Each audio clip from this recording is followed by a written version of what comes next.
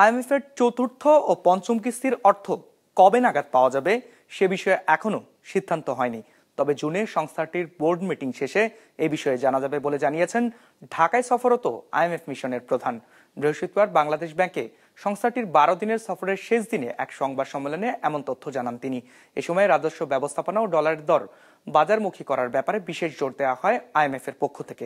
250-টিরও বেশি design option নিয়ে Walton smart fridge, বোঝে আপনার প্রয়োজন। 12 দিনের সফরের শেষ দিনে দুপুর নাগাদ বাংলাদেশ ব্যাংকে হাজির হয়েছিল আইএমএফ এর একটি প্রতিনিধি দল। দীর্ঘ প্রায় 2 ঘন্টা বৈঠক শেষে প্রতিনিধি দলটি মুখোমুখি হয় গণমাধ্যমের। সংবাদ সম্মেলনে আইএমএফ এর প্রতিনিধি দলের প্রধান বলেন, বাংলাদেশের অর্থনীতি সঠিক পথে আছে, তবে সংস্কার চলমান রাখতে হবে। বলেন, বৈশ্বিক নানা অনিশ্চয়তার কারণে চ্যালেঞ্জের মধ্যে আছে বাংলাদেশের অর্থনীতি। সংস্কারের ফলে মূল্যস্ফীতি কমলেও তা এখনো কাঙ্ক্ষিত লক্ষ্যমাত্রা অর্জন করতে পারেনি। বলেন, প্রতিযোগিতা নিশ্চিতের জন্য বাজার ভিত্তিক করতে হবে ডলারের দর। একই সাথে রাজস্ব আদায় বাড়াতে সংস্কার চলমান রাখার পরামর্শ দেওয়া হয় সংস্থাটির পক্ষ থেকে। After peaking at a decade high of 11.7% in July 2024, headline inflation eased at 9.4% in March 2025, but remains well above Bangladesh Bank's target range of 5 to 6%.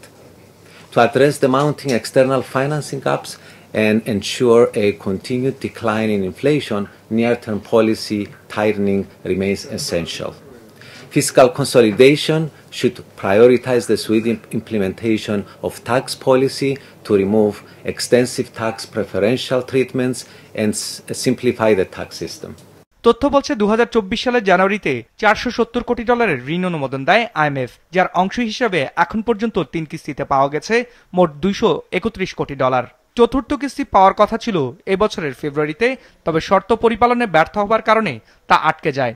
সরকারের আশা ছিল চতুর্থ ও পঞ্চম কিস্তি মিলিয়ে জুন নাগাদেই পাওয়া যাবে 114 কোটি ডলার অর্থ। তবে সে অর্থ কবে নাগাদ মিলবে সে বিষয়ে কোনো সিদ্ধান্ত ছাড়াই শেষ হয় আইএমএফ এর mission.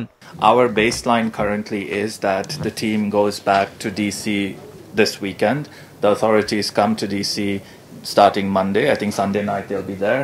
The discussions continue in DC, and if all goes well, then we are expecting before the end of the fiscal year we will do a disbursement.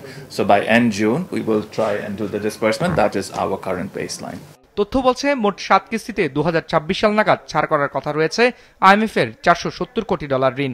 সে হিসেবে বাকি 4 কিস্তিতে বাংলাদেশ পাবে আরো 239 কোটি ডলারের ঋণ সহায়তা। বিজনেস রিপোর্ট, মাছরাঙা টেলিভিশন।